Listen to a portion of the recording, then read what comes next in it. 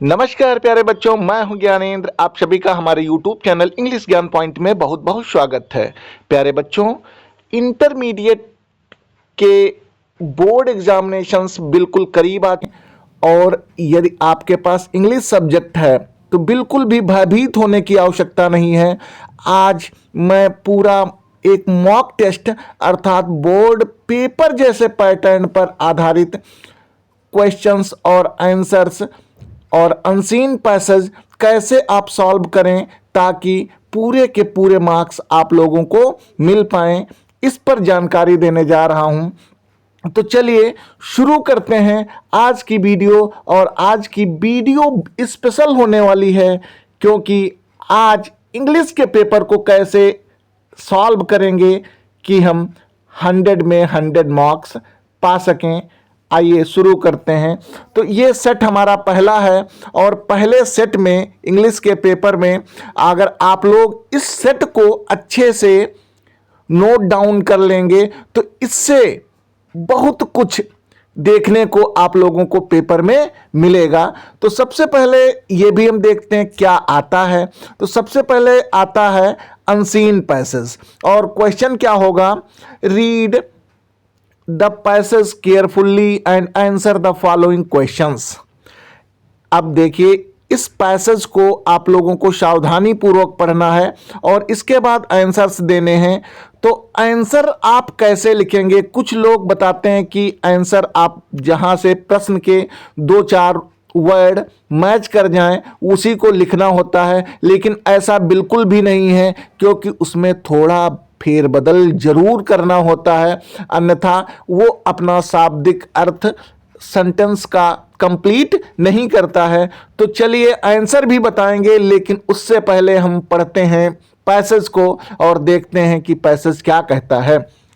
Among the many misfortune, बहुत से दुर्भाग्यों के बीच, then can befall a man, बहुत से दुर्भाग्यों में मनुष्य ग्रसित हो सकता है, लेकिन उन्हीं में से क्या है, द लॉस ऑफ हेल्थ, लेकिन स्वास्थ्य का जो नुकसान है, is one of the surest, सबसे गंभीर है। श्योरेस्ट मीन्स क्या होता है, गंभीर होता है, और स्वास्थ्य का नुकसान सबसे गंभीर होता है। ऑल द जॉयज, सारे आनंद, दैट लाइफ कैन गिव, जो जीवन हमें प्रदान करता है, can not outweigh the suffering of a sick, वो उनका हम पूरी तरीके से सदुपयोग नहीं कर पाते हैं यदि हम बीमार होते हैं। Give the sick man everything, एक बीमार व्यक्ति को आप सब कुछ दे दें, and leave his suffering and he will feel that half the world is lost to him, और लीव माने त्यागना होता है, हिज सफरिंग्स, तो give the sick man everything, एक बीमार व्यक्ति को सब कुछ दे दो, एंड लीव हिज सफरिंग, और उसे पीड़ाओं में छोड़ दो, एंड ही विल फील, तो महसूस करेगा, दैट की हाफ द वर्ल्ड, आधा संसार, इज लॉस्ट टू हिम, आधा संसार उससे खो चुका है। ले हिम, पड़ा रहने दो उसको, ऑन आ सिल्कन बेड, एक सिल्क के बेड पर उसे लेटने दो, still he will the will grown sleepless, फिर भी वो रातें कैसे बिताएगा, बिना सोए हुए, under the pressure of his sufferings, अपनी पीड़ाओं, अपने कष्ट के दबाव में वो बिना सोए हुए रात को व्यतीत करने में मजबूर होगा। व्हाइल, जबकि द मिजरेबल बेगर्स, जबकि एक दयनीय भिखारी, विद हेल्थ, जिसका स्वास्थ्य पूरा है, स्लीप, सोता है, स्वीटली, मधुरता से, ऑन द हार्ड ग्राउंड, जमीन, कठोर जमीन पर भी एक दयनीय भिखारी जिसका स्वास्थ्य परिपूर्ण है, वो कठोर जमीन पर भी आराम से सो सकता है। स्पेयर्ड हिज टेबल, फैलाओ अपनी मेज, विद डेंटली एंड चॉइसेस्ट फूड्स, तो अपने स्पेयर द टेबल, अपनी मेज पर फैलाओ, विद डेंटली एंड चॉइसेस्ट फूड्स, ऐसे ऐसे चुने चुनिंदा भोजनों को अपनी मेज के ऊपर परोसो। ही विल थ्रस्ट अवे, कि he will thrust away the hand that offers them and envy the poor man who enjoys his piece of the dry bread। तो अपनी मेज के टेबल, अपनी खाने वाली मेज के ऊपर उन चुनिंदा भोजन को फैलाओ जिसका तुम आनंद ले सको, क्योंकि ईर्ष्या, पुअर मैन, ईर्ष्या एक गरीब व्यक्ति की, हु इंजॉय, जो आनंद लेता है, his piece of dry bread. देखिए, एक जो व्यक्ति होता है, गरीब व्यक्ति होता है, वो सूखी रोटी भी खा करके और क्या मग्न रहता है। लेकिन यदि व्यक्ति के पास पूरा ऐशो आराम है, लेकिन यदि उसका स्वास्थ्य सही नहीं है, तो उसमें कोई भी क्षमता, कोई भी इच्छा विकसित नहीं होती है।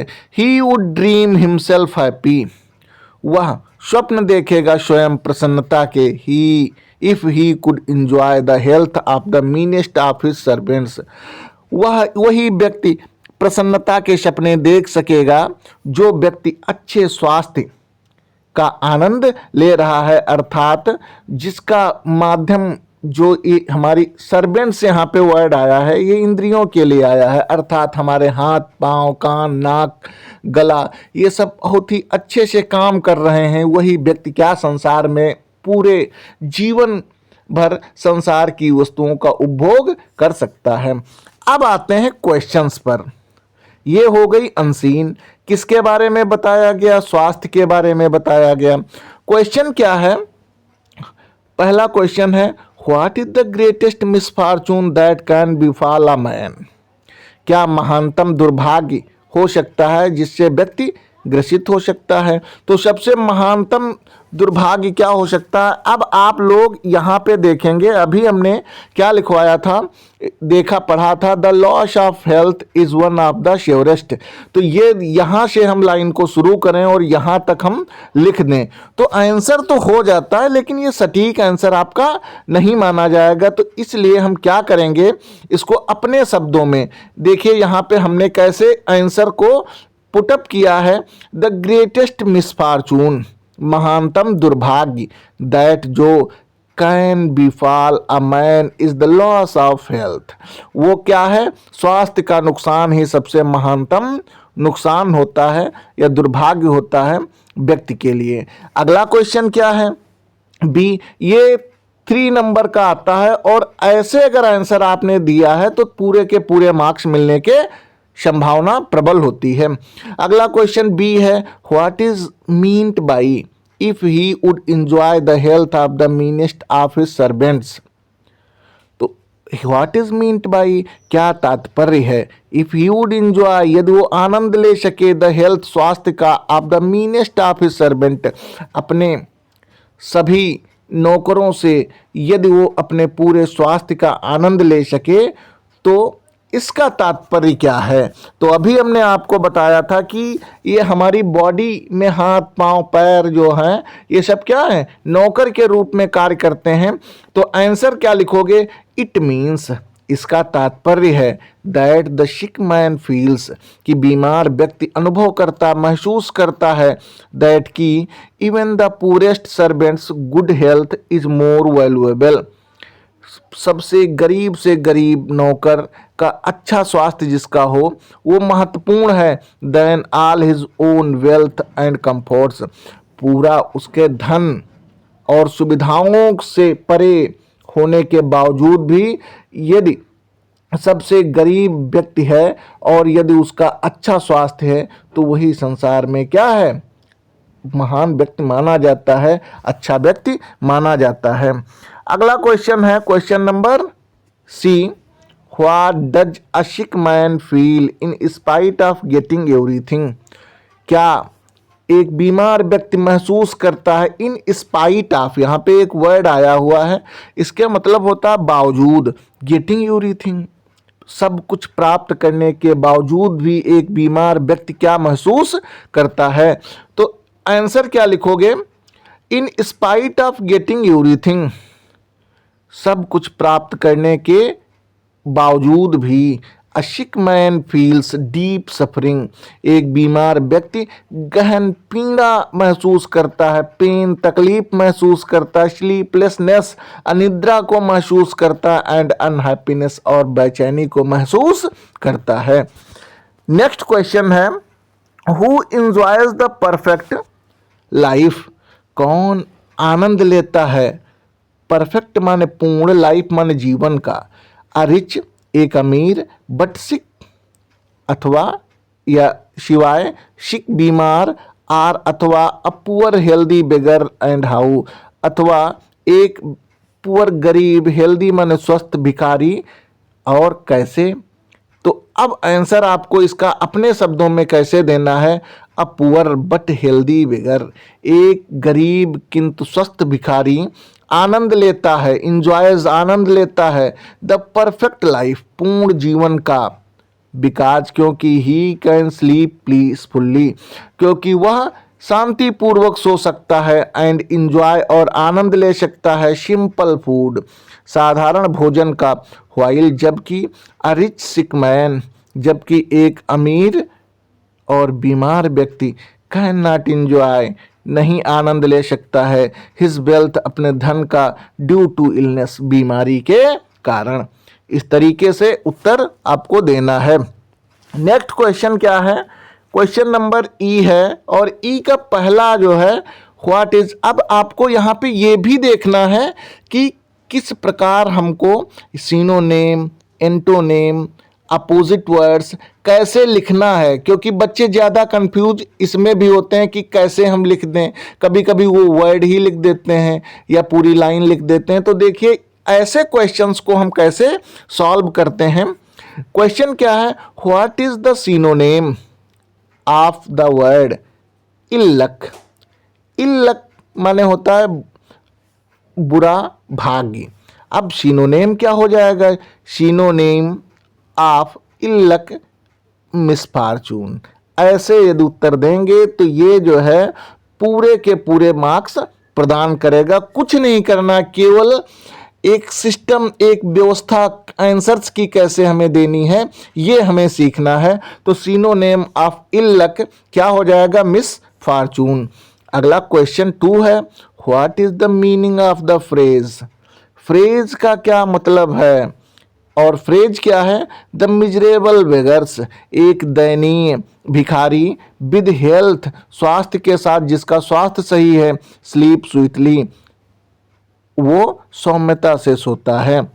आंसर क्या हो जाएगा, meaning of the phrase, phrase का तात्पर्य, द मिजरेबल बेगर्स, एक दयनीय भिखारी, विद हेल्थ स्वास्थ्य के साथ, स्लीप स्वीटली अच्छे से सोता है, पुअर बेगर्स दो अनहैप्पी इन लाइफ स्लीप, दो यद्यपि अनहैप्पी मन अप्रसन्न, जीवन में अप्रसन्न होता है, लेकिन नींद उसे भी बहुत ही अच्छे से आती है, जो एक गरीब भिखारी होता है। क्योंकि बीमार व्यक्ति के पास सब कुछ हो किंतु वो अच्छे से सो नहीं सकता है। क्वेश्चन नंबर 3 पर आते हैं, ई के, और क्या है, what is the antonym. Antonym क्या है, ऑफ द वर्ड शब्द का, मिजरेबल, मिजरेबल शब्द का एंटोनेम तो हमने अभी आप लोगों को बताया था कि मिजरेबल का मतलब होता है दयनीय। क्या होता है, दयनीय। तो इसका एंटोनेम दयनीय का खुश हो जाएगा, क्या होगा, तो आंसर आप ऐसे देंगे, antonym of miserable happy. Miserable का क्या हो जाएगा, प्रसन्न हो जाएगा। अब आते हैं सेक्शन बी, राइटिंग। और राइटिंग के अंतर्गत क्या होता है, राइटिंग स्किल्स आपकी मापी जाती हैं कि कैसे हम प्रश्नों का उत्तर देंगे। यदि आर्टिकल आ जाए या रिपोर्ट आ जाए तो यहाँ पे क्या दिया गया है, our performance in Tokyo Paralympic Games 2020-21 has told us that we need to pay more attention to athletics। हमारा जो अभिनय है टोक्यो के पैरालंपिक गेम में 2020 और 21 में, यह हमें यह बताता है कि हमें अभी और अधिक एथलेटिक्स में ध्यान देने की ज़रूरत है। एंड आउटडोर गेम्स, और जो आउटडोर गेम्स हैं, इट इज़ टाइम, ये सही समय है, we have to revise our attitude, कि हमें अपने विश्वास को रिवाइज करना है, पुनरुद्धार करना है। Sports should be an important part of schools daily routine, sports खेल को एक महत्वपूर्ण हिस्सा विद्यालय में के नियमित नियमित प्रतिदिन करना चाहिए। स्पोर्ट्स को महत्वपूर्ण भाग स्कूलों में प्रदान करना चाहिए। अब देखिए, ये स्पोर्ट्स के ऊपर आपको क्या करना है, एक आर्टिकल लिखना है। अब क्वेश्चन आता है, write an article in 100 to 150 words on, कौन सा टॉपिक है, importance of outdoor games. Importance of outdoor games के ऊपर आपको एक आर्टिकल लिखना। You are Rohan, Rohini. तो अब आर्टिकल आप लिखेंगे, क्या लिखेंगे, सबसे पहले तो हम हेड पॉइंट डालेंगे। इम्पोर्टेंस ऑफ, आंसर है ये क्या है, आंसर नंबर 2 है। Importance of outdoor games by Rohan, अगर लड़का होगा तो अपना नाम डालेगा, लड़की होगी तो रोहिणी डाल देगा। तो यहाँ पे रोहन नाम दिया गया तो रोहन यहाँ लिख दिया गया। अब क्या लिखोगे आउटडोर गेम्स के बारे में, outdoor games play a vital role in our life. Outdoor games अदा करते हैं एक महत्वपूर्ण भूमिका हमारे जीवन में। वाइटल माने महत्वपूर्ण।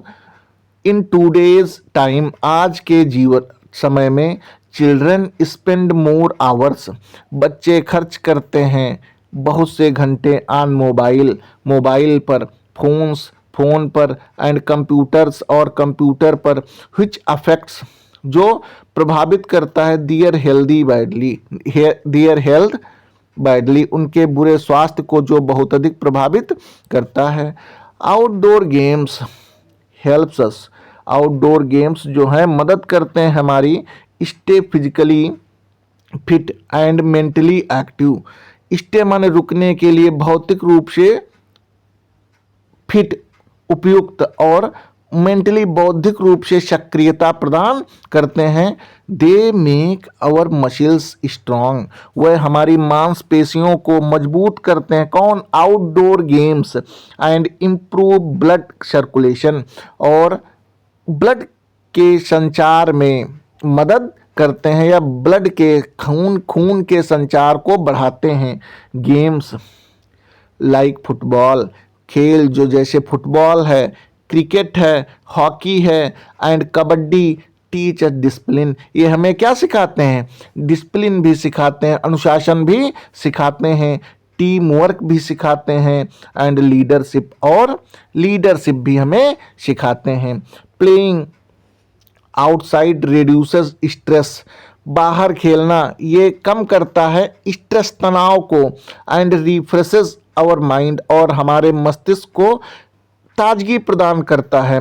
After long hours of study, लंबे समय तक अध्ययन करने के बाद ये हमें रिफ्रेशिंग प्रदान करता है, और हमारे तनाव को आउटडोर गेम्स जो होते हैं कम करते हैं। Outdoor games also help in developing social skills as we interact with others.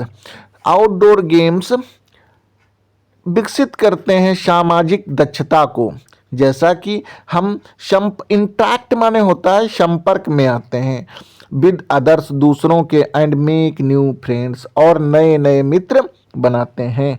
They teach us to accept defeat, वह हमें हार को स्वीकार करना सिखाते हैं। आउटडोर गेम्स जैसे क्रिकेट आपने खेला, और क्रिकेट में एक ही पार्टी या एक ही टीम विनर होगी, तो कभी हम हार सकते हैं, कभी हम जीत सकते हैं। तो ये हमारे तनाव को भी कम करता है, और हार और जीत को स्वीकार करने की क्षमता को भी विकसित करता है। एंड रिस्पेक्ट विक्ट्री, और सम्मान करना, जीत का सम्मान करना भी सिखाता है। A healthy body leads to a healthy mind, एक स्वस्थ शरीर को स्वस्थ मस्तिष्क का नेतृत्व करना होता है। And outdoor games are the best way to achieve this. और आउटडोर गेम्स जो है ये सबसे अच्छा तरीका है इसको प्राप्त करने का। आई therefore outdoor games should be an essential part of every student's daily routine।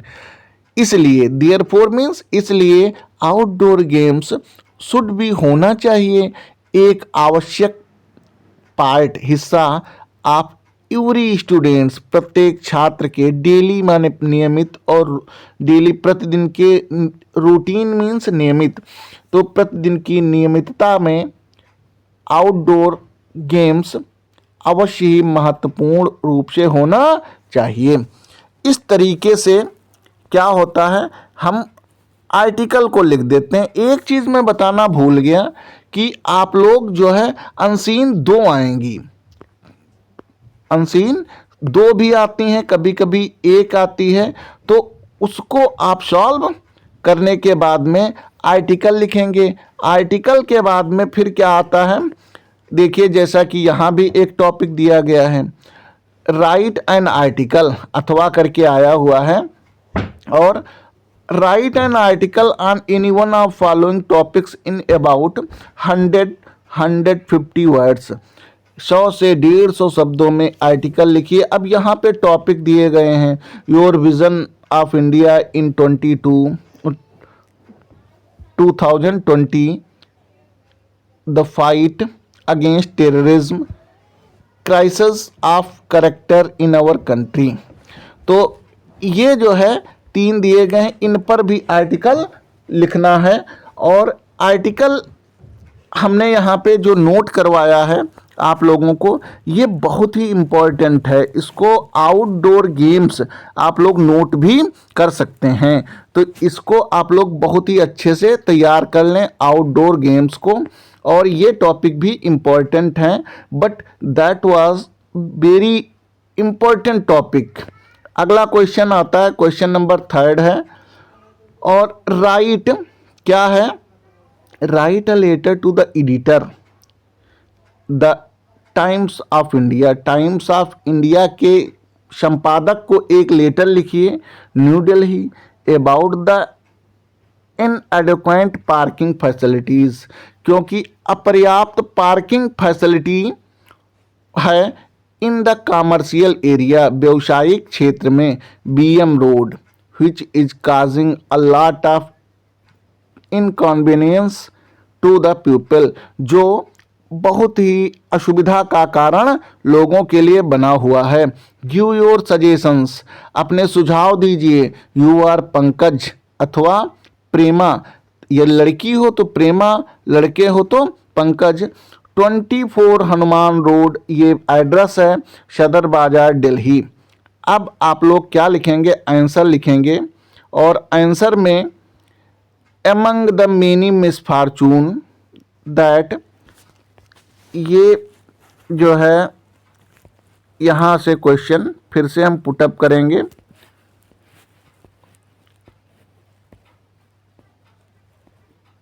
ये यहाँ पे the letter Times of India, तो ये है राइट, फिर से हम पढ़े दे रहे हैं। Write a letter to the editor Times of India New Delhi the inadequate, अपर्याप्त होता है। इनएडिक्वेट मीन्स क्या होता है, अपर्याप्त पार्किंग फैसिलिटी है इन कॉमर्शियल एरिया। कॉमर्शियल एरिया में BM रोड एड्रेस है दिया गया, और आप पंकज हैं अथवा प्रेमा हैं, तो कैसे लिखेंगे। सबसे पहले देखिए यहाँ पे 24 हनुमान रोड सदर बाजार दिल्ली, तो बिल्कुल जैसे हमने यहाँ पे एड्रेस को डाला है ऐसे ही एड्रेस आपको डालना है। बिल्कुल कंप्यूटर वाली लैंग्वेज में लिखना है, ये नहीं कि हम एक यहाँ पे रोड कर दिया और फिर यहाँ नीचे इसके सदर बाजार करें, नहीं, बिल्कुल फिर से न्यू लाइन से लिखोगे और दिल्ली फिर से न्यू लाइन से लिखोगे, फिर एक लाइन बीच में छोड़ दोगे, 5 फरवरी 2026 लिखोगे। अब एक लाइन छोड़ करके 2 लिखोगे, क्या लिखोगे, 2। क्वेश्चन से ही देखिए हम कैसे लेटर को लिखते हैं। The editor the Times of India New Delhi. समझ में आ गया होगा सब्जेक्ट क्या है। Inadequate parking facility on BM road, अपर्याप्त parking facilities on BM road पर हैं। तो सर या मैडम जो भी दिया हो, सर भी हो सकते हैं, मैडम भी हो सकते हैं। अब लिखना शुरू करोगे। थ्रो माने तहत होता है, क्या होता है? Through the columns of your esteemed newspaper, आपके प्रचारित पेपर के माध्यम से। I would like to draw the attention of concern authorities, मैं खींचना चाहता हूँ अथॉरिटीज़ का ध्यान। अथॉरिटीज़ माने जिम्मेदार अधिकारियों का ध्यान मैं खींचना चाहता हूँ। टू द सीरियस प्रॉब्लम, गंभीर समस्या के ऊपर। और आप इन एडेक्वेंट पार्किंग फैसिलिटीज़, अपर्याप्त पार्किंग सुविधा की समस्या है। In the commercial area of BM road, commercial व्यवसायिक क्षेत्र बीएम रोड पर। Due to the absence of proper parking space, proper माने सामान्य पार्किंग स्पेस न होने के कारण, गाड़ी खड़ी करने का स्थान न होने के कारण। Vehicles are parked haphazardly on road, vehicles साधनों को खड़े कर दिया जाता है। और कहाँ पे खड़ा? हैफाजार्डली ऑन रोड्स, मुख्य सड़क के ऊपर। काजिंग फ्रीक्वेंट ट्रैफिक जाम्स, और यही कारण होता है बार बार ट्रैफिक जाम का। एंड इनकन्वीनियंस, और असुविधा का। टू पेडेस्ट्रियंस, पैदल चलने वालों के लिए। एंड शॉपकीपर्स, और दुकानदारों के लिए। Emergency vehicle also face difficulty, emergency वाले साधन जैसे एम्बुलेंस और अन्य होते हैं, पुलिस है, तो इनको भी असुविधा का सामना करना पड़ता है या कठिनाई का सामना करना पड़ता है। In passing through the area, पास गुजरने के लिए क्षेत्र में। अब न्यू पैरा से लिखोगे, बात हमने अपनी कह दी। अब न्यू पैरा से क्या लिखोगे? I request the authority to construct a multi level parking facility, मैं प्रार्थना करता हूँ जिम्मेदार लोगों से कि निर्मित करवाएं मल्टी लेवल, कई जो स्तर पर पार्किंग सुविधाएं। Mark designated parking zones and deploy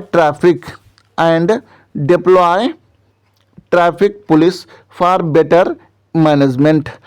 mark निर्मित कराएं डिजिनेटेड पार्किंग जोन्स, और खड़े करें ट्रैफिक की पुलिस अच्छी व्यवस्था के लिए।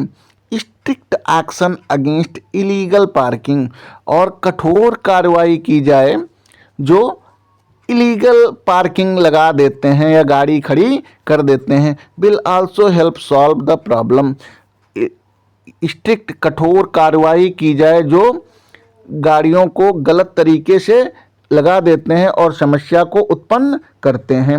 योर सिंसियरली, अब वहाँ पे नेम जो दिया हुआ था, देखिए क्वेश्चन में, यहाँ पे क्वेश्चन में ही लिखा हुआ था, वही हमने यहाँ क्या कर दिया है, क्वेश्चन के प्रारूप को ही क्या कर दिया, लेटर बना दिया है। तो इस तरीके से यदि आप लेटर को लिखते हैं तो पूरे के पूरे मार्क्स मिल सकते हैं। इसको आप नोट डाउन भी कर सकते हैं। नेक्स्ट क्वेश्चन है यू आर सोहन, कोई मतलब नहीं है क्योंकि एक ही करना होता है, तो एक हमने कर दिया। अब यहाँ पे कोई मतलब नहीं है करने वाला। आगे देखिए क्या होता है, आते हैं सेक्शन सी। कौन सा सेक्शन? सी पर आ जाते हैं, और सेक्शन सी ग्रामर से रिलेटेड होता है। Choose the correct option to answer the following expression. One who assassinates the ruler of one's country. Assassinates माने होता है हत्या करना, असैसिनेट्स माने हत्या करना।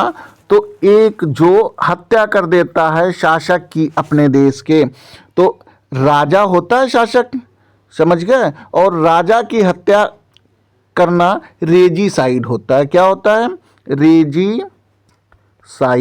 ये नोट कर लेंगे, बहुत ही इंपॉर्टेंट है कि राजा के हत्या को क्या कहते हैं। अगला तो रेजीसाइड हो जाएगा, करेक्ट आंसर भी हमने यहाँ पे दे दिया है, रेजीसाइड होगा। अगला क्वेश्चन क्या है? One who runs away from the battlefield.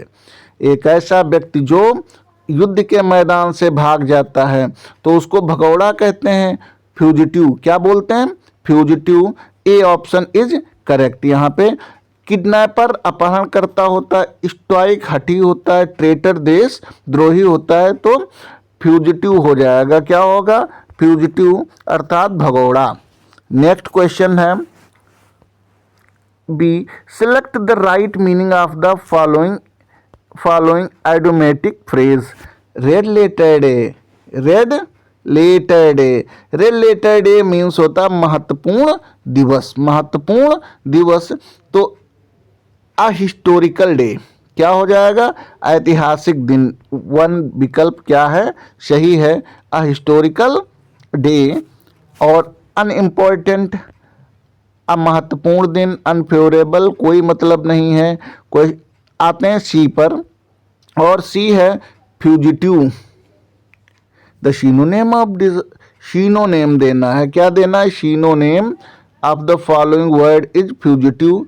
तो डिजर्टर, फ्यूजिटिव, डिजर्टर। और क्या होता है?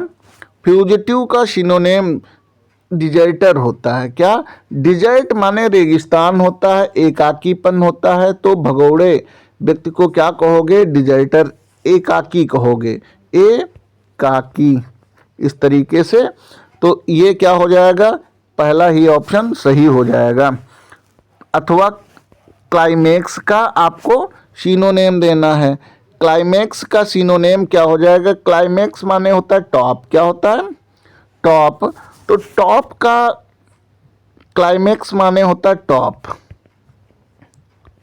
तो पहला वाला ही क्या हो गया? टॉप हो गया।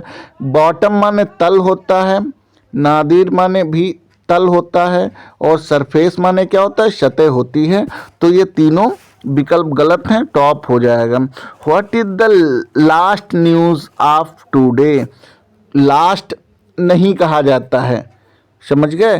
तात्कालिक समाचार को क्या कहा जाता है? तो यहाँ पे लास्ट गलत है। क्या गलत है? लास्ट। यहाँ क्या होना चाहिए? लेटेस्ट। लास्ट का सुपरलेटिव डिग्री लेटेस्ट होता है। क्या होता है?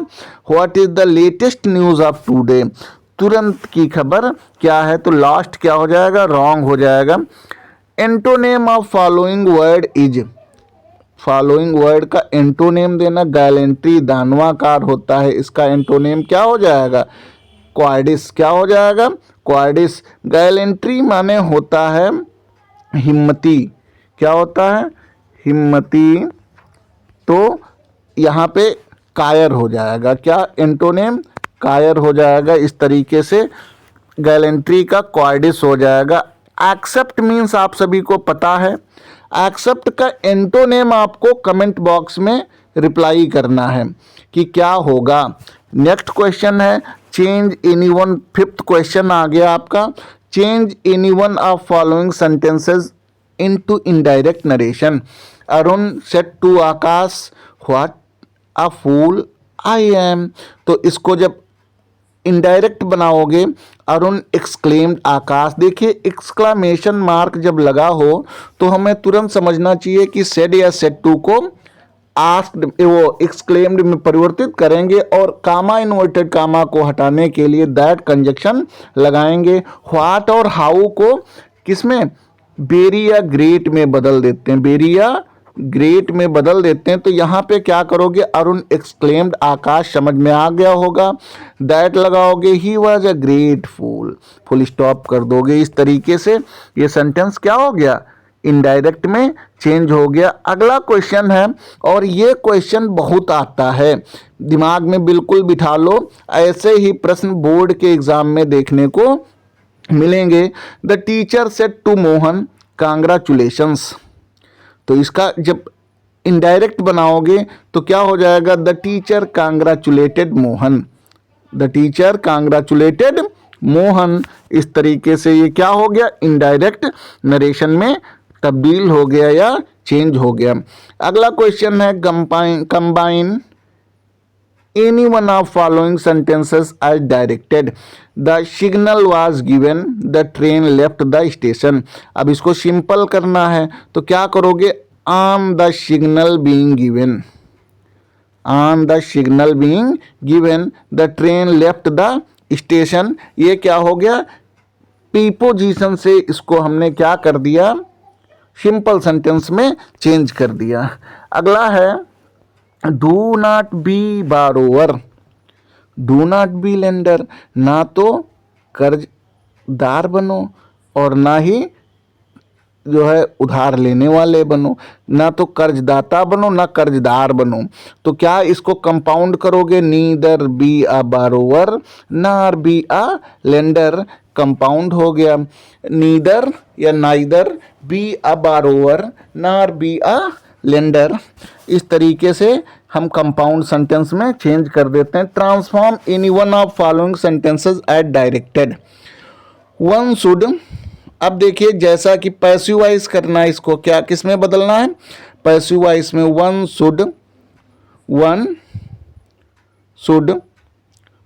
Do once duty, one should do once duty. तो इसको क्या करोगे, पैसिव वॉइस जब बनाओगे, once duty should be done, by one का यूज नहीं किया जाता है, वंस ड्यूटी। और देखिए शुड आया है तो शुड बी करोगे और डू को थर्ड फॉर्म में परिवर्तित करके डन कर दोगे। बाई वन, हम बाई वन लिखना चाहें तो लिख सकते हैं, लेकिन वन है, प्यूपिल है, इस तरीके के वर्ड्स नहीं लिखे जाते हैं तो नहीं लिखेंगे। अगला है no sooner did he hear the bad news then he became senseless. Affirmative करना है तो इसको क्या करोगे, एज सून एज, ज्यों ही हियर्ड। एज सून एज को क्या करते हो, निगेटिव करना होता है, नो सूनर में करते हो तो अफर्मेटिव जब करना होगा तो नो सूनर को एज सून एज करोगे। ये डिड जो यहाँ लगाते हो ये सेकेंड फॉर्म में बदल जाता है, तो as soon as he heard the bad news he became senseless. Next है correct any one of following sentence, I am understanding your difficulty. आप लोगों को पता है कि अंडरस्टैंडिंग, अंडरस्टैंड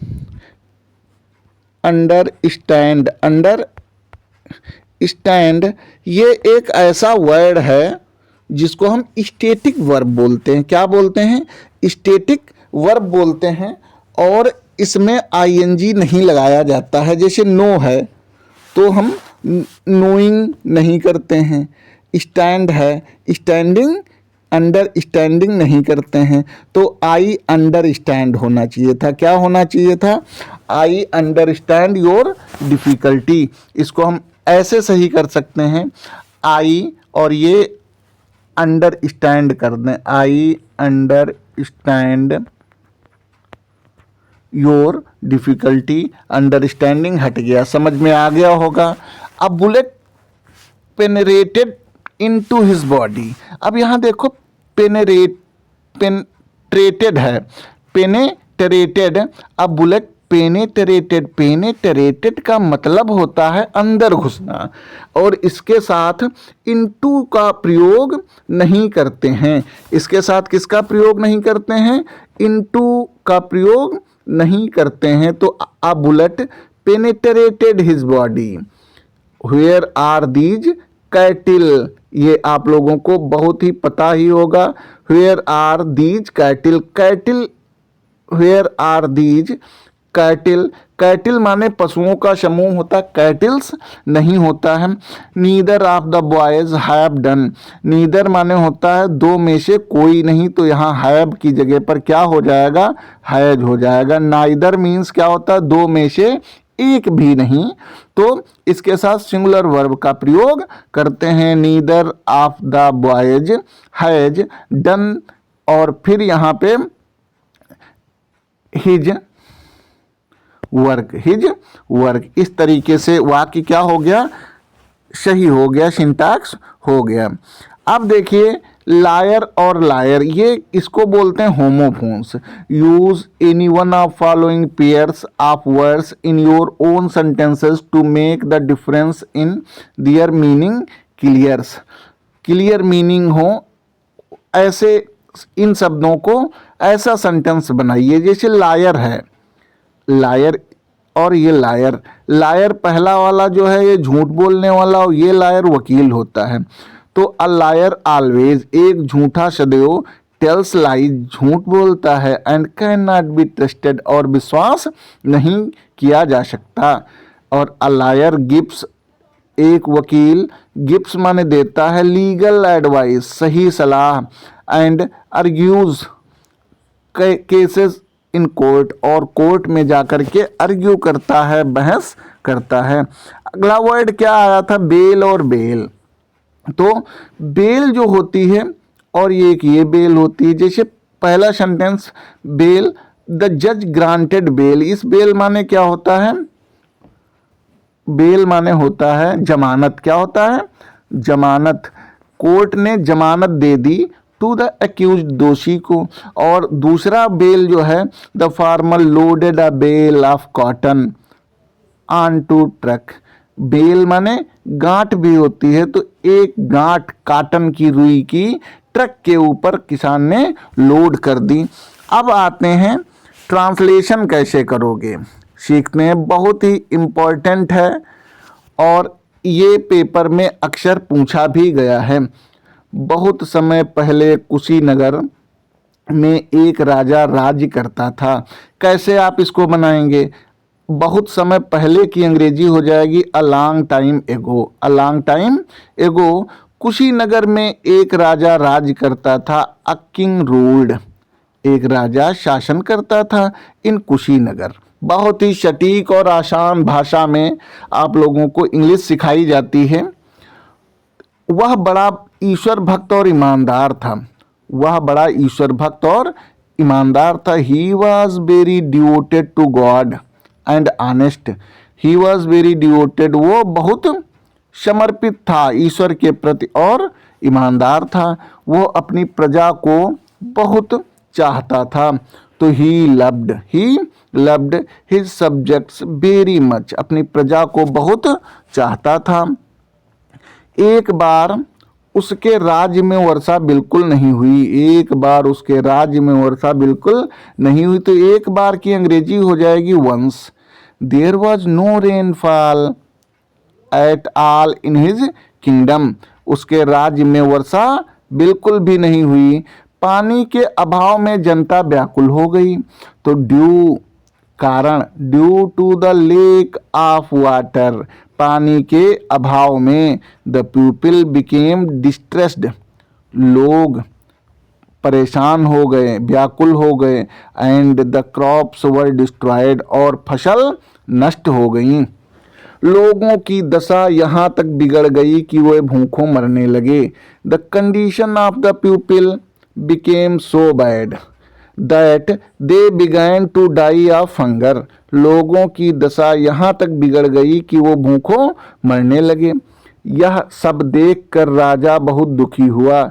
यह सब देखकर राजा बहुत दुखी हुआ। Seeing all this the king became very sad. उसने एक उपाय सोचा।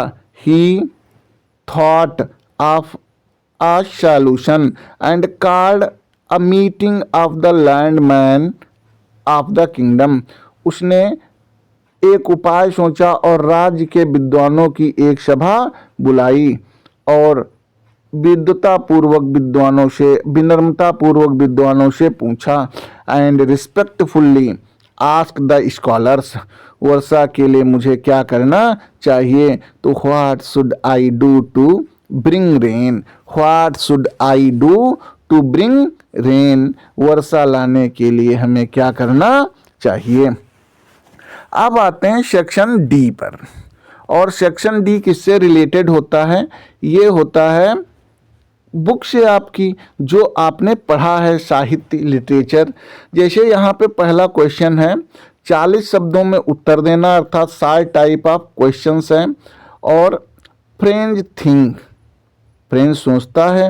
Will they make them sing in German, क्या वह गाने देंगे जर्मन में। इवन द पिजियंस, कबूतरों को। व्हाट कुड दिस मीन, इस फ्रेज का क्या मतलब है। ये जो कहा गया कि जर्मन में वह क्या गाने देंगे कबूतरों को भी, तो आंसर क्या हो जाएगा। फ्रेंच मीन्स, फ्रेंच का तात्पर्य है दैट की the German rulers are forcing their language everywhere, कि जर्मन के शासक बाध्य कर रहे हैं हर जगह अपनी भाषा को बढ़ाने के लिए। इन अल्सेस, अल्सेस में एंड लोरेन, अल्सेस और लोरेन में अपनी भाषा को बढ़ाने के लिए जर्मन के शासक बढ़ावा दे रहे हैं। By saying even pigeons would sing in German, यह कह करके कि अब कबूतर भी जर्मन गाएंगे। ही एग्जरेट्स, वह एग्जरेट करता है, बढ़ा चढ़ाकर प्रस्तुत करता है। टू एक्सप्रेस हिज फियर, अपने भय को व्यक्त करते हुए। एंगर, नाराजगी को व्यक्त करते हुए। एंड लव, और प्रेम फॉर फ्रेंच, फ्रेंच भाषा के प्रेम को प्रकट करते हुए यह वह क्वेट कहता है कि अब कबूतर भी जर्मन ही गाएंगे। तो अगला क्वेश्चन है, तो ये आर है, इस ये क्वेश्चन नंबर 7 जो होता है, तो इसमें आपको 2 क्वेश्चंस करने होते हैं। ये ए है, और ए का अथवा यदि वो क्वेश्चन हम ना करते तो हमें कौन सा क्वेश्चन करना होता। What is Saheb looking for the garbage dump in the lesson Lost Spring, लेकिन हमने पहला कर दिया तो अब इसे करने कोई आवश्यकता नहीं। अब हम बी में भी एक करेंगे, और या तो पहला वाला या दूसरा वाला। पहला बी क्या है, from where did the pedlar get the idea of word being a rat trap in the lesson, कहाँ से पैडलर प्राप्त करता है विचार कि ये जो है संसार एक चूहेदानी है। द रैट ट्रैप, संसार एक चूहेदानी है। पाठ में कहाँ से वो ये सीख प्राप्त करता है, तो पैडलर देखो कहाँ से जानकारी करता। The peddler got the idea of the word being a rat trap from his own bitter life experiences, वो अपने जीवन के तीखे अनुभवों से ये जानकारी अर्जित करता है कि ये संसार पूरा रैट ट्रैप है। ही फेल्ट, वो महसूस करता है दैट कि people are tempted by money, कि लोग लालच करते हैं धन के लिए। एंड प्लीजर्स, और सुख सुविधाओं के लिए। जस्ट लाइक रैट्स, जैसे चूहा करता है। आर ट्रैप्ड बाय बेट, और लालच में वो जाल में फंस जाता है। तो ये उसका व्यक्तिगत अनुभव था, और वो व्यक्तिगत अनुभवों से ये संसार को बताता है कि ये पूरा संसार चूहेदानी के रूप में है। अथवा क्वेश्चन है, write a character sketch of Jansie in the chapter going places, कोई मतलब नहीं क्योंकि इसके पहले वाला हमने कर दिया है। क्वेश्चन नंबर 8 पर आते हैं, 8 पर आते हैं। आंसर एनी वन, केवल एक क्वेश्चन करना है, और कितने शब्दों में, 80 शब्दों में करना है। क्वेश्चन क्या है, why should child labour be eliminated and how, बच्चों का परिश्रम बी एलिमिनेटेड, क्यों दूर किया जाना चाहिए। Describe the view of the Athar Anish जंग इन हर लेशन लॉस्ट स्प्रिंग, लॉस्ट स्प्रिंग नामक चैप्टर में अनीश जंग द्वारा बताया गया कि बच्चों को परिश्रम से दूर रखना चाहिए, क्यों, ऐसा क्यों बताया। आंसर है, child labour should be eliminated because it robes children of their childhood, child labour, बच्चों के परिश्रम को दूर किया जाना चाहिए क्योंकि यह ड्रॉप्स माने लूट लेता है बच्चों के से उनका बचपन, एजुकेशन शिक्षा लूट लेता, एंड फ्यूचर, और उनके भविष्य को भी लूट लेता है। इन लॉस्ट स्प्रिंग पार्ट में अनीश जंग सोज, अनीश जंग प्रदर्शित करते हैं how poor children like Saheb and Mukesh are, कि कितने गरीब साहेब और मुकेश जैसे बच्चे हैं।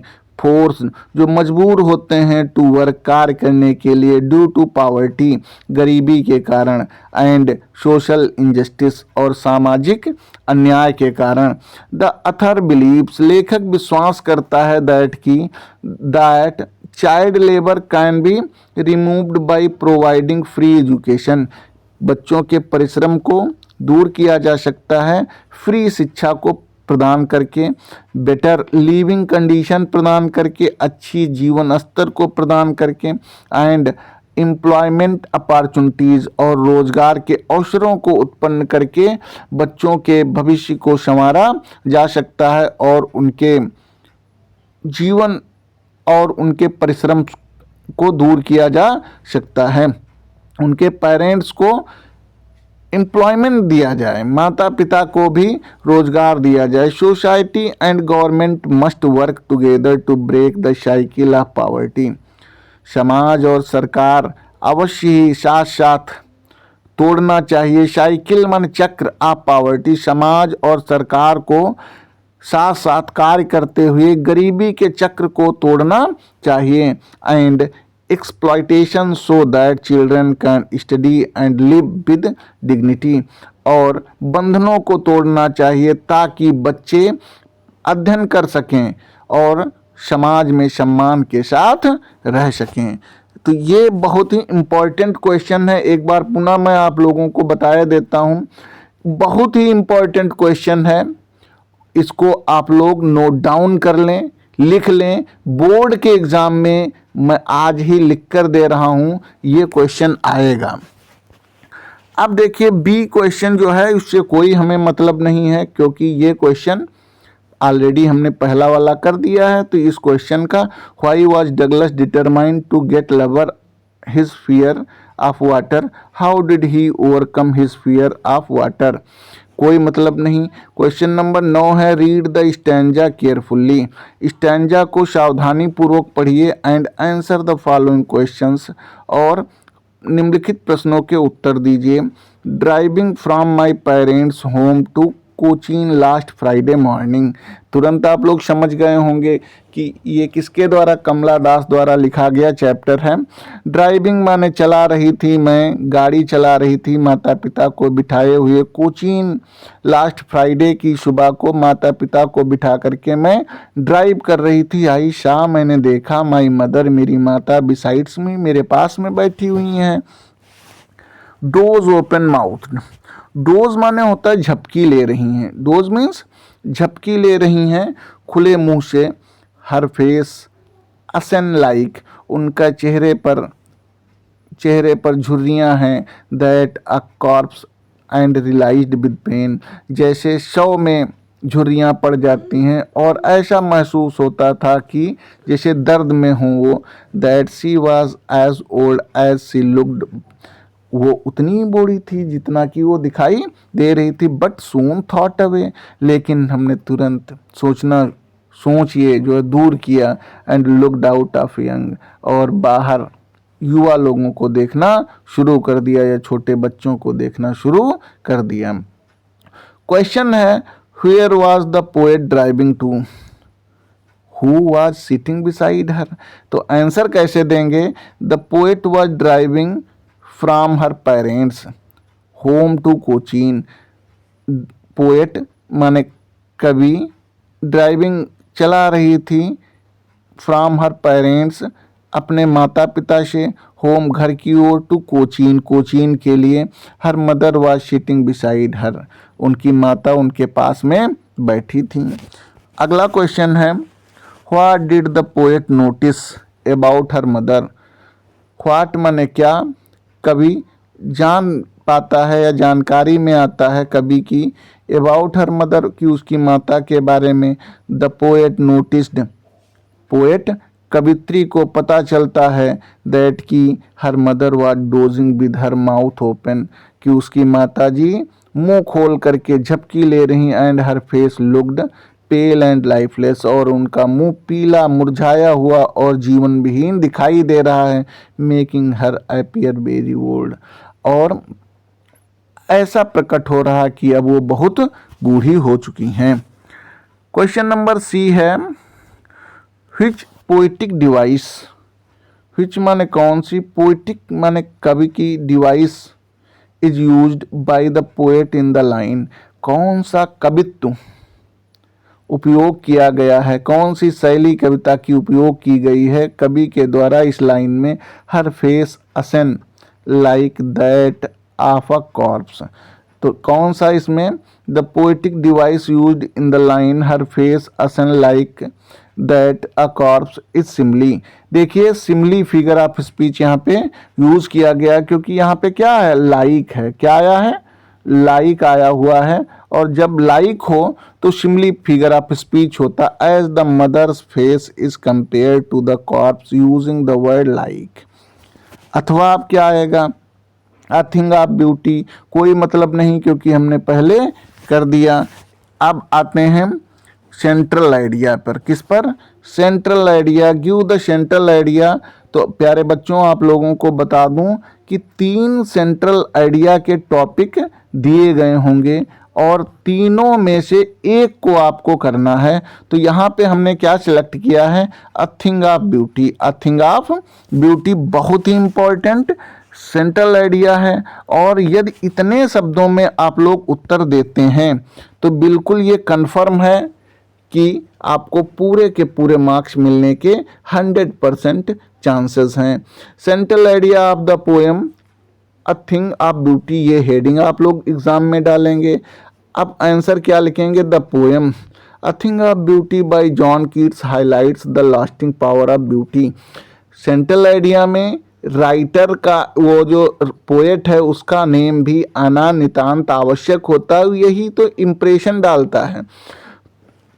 The poem Kavita, a thing of beauty, a thing of beauty एक सुंदरता की वस्तु, जॉन कीट्स के द्वारा है, जो हाईलाइट करती है लास्टिंग पावर ऑफ ब्यूटी, सुंदरता की शक्ति जो बराबर बनती जा रही है। द पोएट बिलीव्स, लेखक विश्वास करता है, दैट की beautiful things in nature gives us Joy, कि सुंदर चीज़ें प्रकृति में हमें आनंद प्रदान करती हैं, एंड पीस और शांति देती हैं, एंड हेल्प और मदद करती, असमा ने हमारी, ओवरकम सैडनेस दुखों पर विजय प्राप्त करने के लिए, पेन तकलीफ पर विजय प्राप्त करने के लिए, एंड सफरिंग और पीड़ाओं पर विजय प्राप्त करने के लिए हमें क्या देती हैं, शांति प्रदान करती हैं। सच थिंग्स, ऐसी वस्तुएं, रिमेन माने रहती हैं, अ सोर्स ऑफ इंस्पायरेशन, एक स्रोत रहती हैं इंस्पायरेशन का, प्रेरणा का, फॉरएवर सदैव, एंड स्ट्रेटन और शक्ति देती, ताकत देती हैं, आवर बॉन्ड विद नेचर, और हमारे तन्मयता, प्रकृति के बीच तन्मयता को मजबूत करती हैं। ब्यूटी फिल्स आवर हेड्स, सुंदरता हमारे हृदयों में भर जाती है, विद होप, क्या भरती है, आशा को, एंड पॉजिटिविटी और सकारात्मकता को, मेकिंग लाइफ मीनिंगफुल, और हमारे जीवन को तात्पर्यपूर्ण बनाती है, डिस्पाइट इट्स डिफ़िकल्टीज, इसकी परेशानियों के बावजूद भी, जीवन की परेशानियों के बावजूद भी हमारे जीवन में सकारात्मकता और आशाओं का विकास करती है। इस तरीके से क्या ये हो गई सेंट्रल आइडिया। अब आते हैं क्वेश्चन नंबर 11 पर, और क्वेश्चन नंबर 11 है, answer the following question in about 40 words each. Do you think that the third level was a medium of escape from Charlie and why? क्या आप सोचते हैं कि थर्ड लेवल एक माध्यम है बचने का फॉर चार्ली, चार्ली के लिए, और क्यों? तो आंसर क्या हो जाएगा, यस, हाँ, the third level was a medium of escape from for Charlie, Charlie को बचने का एक माध्यम है। ही वॉज अनहैप्पी, वो अप्रसन्न था, विद द स्ट्रेस, तनाव से, इनसिक्योरिटी, असुरक्षा से, and pressures of modern life, और आधुनिक जीवन के दबाव में था। सो ही इमेजिन्ड, इसलिए उसने कल्पना की, द थर्ड लेवल की as a peaceful world of the past, peaceful माने शांतिपूर्ण संसार, अतीत का वेयर लाइफ जहाँ पर जीवन व सिंपल साधारण था, एंड फ्री फ्रॉम एनेक्सिटी और जीवन चिंताओं से मुक्त था। एनेक्सिटी मीन्स क्या होता है, चिंता होती है। अगला क्वेश्चन आते हैं, अथवा करके है, इस क्वेश्चन से कोई मतलब नहीं, हालांकि आप लोग पढ़ लीजिएगा। बी का आंसर क्या होगा, why does Derry say I am not afraid, Derry क्यों कहता है कि मैं डरता नहीं हूँ। People are afraid of me, लोग मुझसे डरते हैं। तो आंसर क्या हो जाएगा, डेरी सेज दिस, डेरी कहता है यह क्योंकि his Brunt face makes people fear, क्योंकि उसका जला हुआ चेहरा लोगों को भयभीत करता है, एंड एवॉइड हिम, और उसे नज़रअंदाज करता है। दियर रिएक्शंस हर्ट हिम डीपली, उनकी प्रतिक्रियाएं उसको गहराई से दुख पहुंचाती हैं। सो इसलिए he feels rejected by society, इसलिए वो महसूस करता है कि वो समाज से बहिष्कृत है। He himself is not afraid, वो स्वयं नहीं डरता है। बट पीपल्स फियर, लेकिन लोगों का भय, एंड प्रेजुडिस इसोलेट हिम, और ईर्ष्या उसे एकाकीपन प्रदान करती है, एंड डैमेज हिज कॉन्फिडेंस, और उसके कॉन्फिडेंस को डैमेज करती, नुकसान पहुंचाती है। अब आते हैं क्वेश्चन नंबर 12 पर, और ये क्वेश्चन नंबर 12 जो है लॉन्ग आंसर है। इस कौन सा क्वेश्चन है, doctor Sadao was compelled by his duty as a doctor to help the enemy soldier. What made Hannah, his wife, sympathetic to him in the face of open defiance from the domestic staff? बहुत ही important question है। Doctor सदाओ के बारे में आपने पढ़ा होगा, और वो जो है एक शत्रु सैनिक की भी मदद करते हैं, कर्तव्य के रूप में मजबूर हो जाते हैं। उनकी पत्नी जो है हेमा भी सहानुभूति रखती हैं और बहुत ही अच्छे से उनका इलाज करती हैं। तो अब आंसर देखिए क्यों, doctor Sadao was a true doctor, doctor सदाओ एक सच्चे डॉक्टर थे। Who believed that saving a human life was his foremost duty, जो यह विश्वास करते थे एक व्यक्ति के जीवन को बचाना उनका मानवीय कर्तव्य है। Above all national loyalties, above माने ऊपर, नेशनल माने राष्ट्रीय, लॉयल्टी राष्ट्रभक्ति के ऊपर भी वो मानवीय सहानुभूति को रखना ज़्यादा पसंद करते थे। दो हैना वाज इनिशियली हेसिटेंट, हैना जो थी वो आंतरिक मन में खिन्न थी, अर्थात संकोच कर रही थी। शी सपोर्टेड हर हस्बैंड, लेकिन फिर भी हैना ने अपने पति का सपोर्ट किया, because she shared his sense of humanity, क्योंकि उसने प्रतिभाग किया मानवता में, एंड मेडिकल इथिक्स, और मेडिकल के इथिक्स में, शास्त्र में, दवाई शास्त्र में। सी न्यू, उसे पता था, दैट की refusing help would mean certain death for the wounded soldier, कि यदि हम मदद से मना कर देंगे तो यह निश्चित रूप से घायल सैनिक मर जाएगा। इन spite of the open defence and fear of the domestic staff, हैना स्टूड बाई डॉक्टर सदाओ, उनका स्टाफ भी मौजूद नहीं था, डरा हुआ था, और ले तो उस जगह पर स्टाफ के रूप में हैना उनकी पत्नी डॉक्टर सदाओ की खड़ी हो गई। हेल्प्ड, मदद की, इन नर्सिंग द सोल्जर, परिचारण करने में सैनिक का, and proved her compassion and courage, और प्रूव माने सिद्ध किया अपने सहानुभूति को और साहस को। इस तरीके से ये भी बहुत इम्पॉर्टेंट क्वेश्चन है, इसको आप नोट डाउन कर लीजिए। बोर्ड के एग्जामिनेशन में ये सारे क्वेश्चंस इम्पॉर्टेंट हैं, देखने को मिलेंगे। एक ही क्वेश्चन करना था तो बी क्वेश्चन से हमारा कोई तात्पर्य ही नहीं रहा।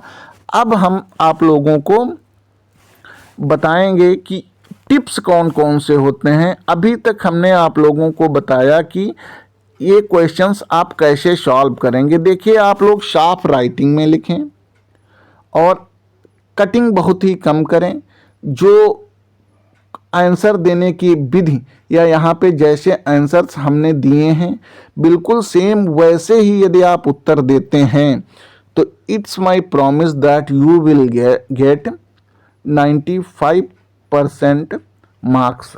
95% से भी ऊपर मार्क्स आप लोग प्राप्त करेंगे, ये मेरा वादा है। बाकी और भी अच्छे से आप लोगों को जानकारी उपलब्ध कराता रहूँगा। कल एक और पेपर मिलेगा, उसको भी आप लोग सॉल्व करके देखिए। इस तरीके से जितने भी इम्पोर्टेंट क्वेश्चंस हैं इंटरमीडिएट लिटरेचर में, ग्रामर पोर्शन में और आर्टिकल या रिपोर्ट राइटिंग, सब कुछ आप लोगों को अब तैयार कराने की मैं कोशिश करता हूं। बस लगना है तो आपको, आप लोग लगिए और डट कर लगिए ताकि आप लोग बहुत ही अच्छे अंक अर्जित करके और अपना नाम और अपने देश का नाम ऊंचा करें। ओके, जय हिंद, जय भारत।